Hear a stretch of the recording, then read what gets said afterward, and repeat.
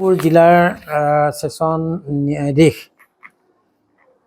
মাননীয় শ্ৰীযুত কৌশিক হাজৰিকা মহোদয়ৰ আদালতে সেশন গোচৰ নম্বৰ 65/2021 দোষী পদকীয়া তোলন দাসক যাৱজ্জীৱন কাৰাদণ্ডৰে দণ্ডিত কৰিছে আৰু 20,000 টকা জৰিমনা বিহিছে আৰু 20,000 টকা অনাদায়ে অন্য 6 মাহ দিন জেল হাজতত থাকিব লাগিব। গোচৰৰ বিৱৰণী মতে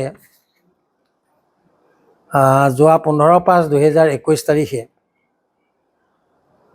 এগৰাকী শান্তি দাস নামৰ মহিলাই চিংৰি আউটপোষ্ট ঢেকিয়াজুলি থানাৰ অন্তৰ্গত এখন এজাহাৰ দাখিল কৰি জনায় যে 14/5/2021 তাৰিখে সন্ধিয়া 6টা মান বজাত তেওঁৰ পুত্ৰ স্বপ্ননীল দাসক পদকীয়া তোলন দাসে এখন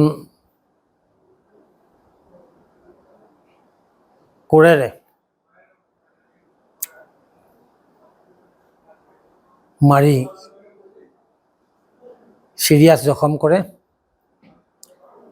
আৰু সেই জখম কৰাৰ ফলত ততাতৈয়াকৈ জখমী স্বপ্ননীল দাসক হস্পিটেললৈ নিয়া হয় আৰু হস্পিটেলত ডাক্তৰে মৃত বুলি ঘোষণা কৰে।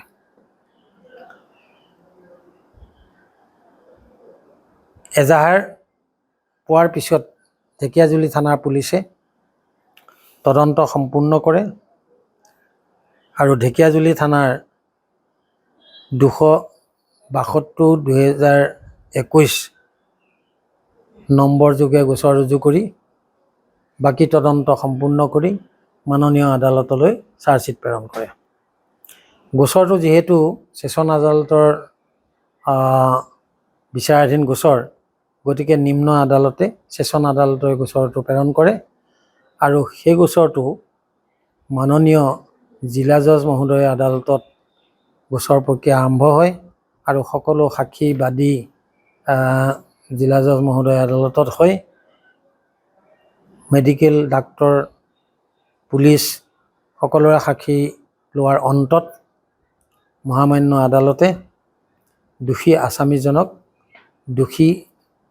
আসামীজনক যাৱজ্জীৱন কাৰাদণ্ডৰে দণ্ডিত কৰে। কাৰাদণ্ডৰ পৰিমাণ আপোনালোকক ইতিমধ্যে মই কৈছোঁ যে জীৱনভৰ জেল আৰু 20,000 টকা জৰিমনা।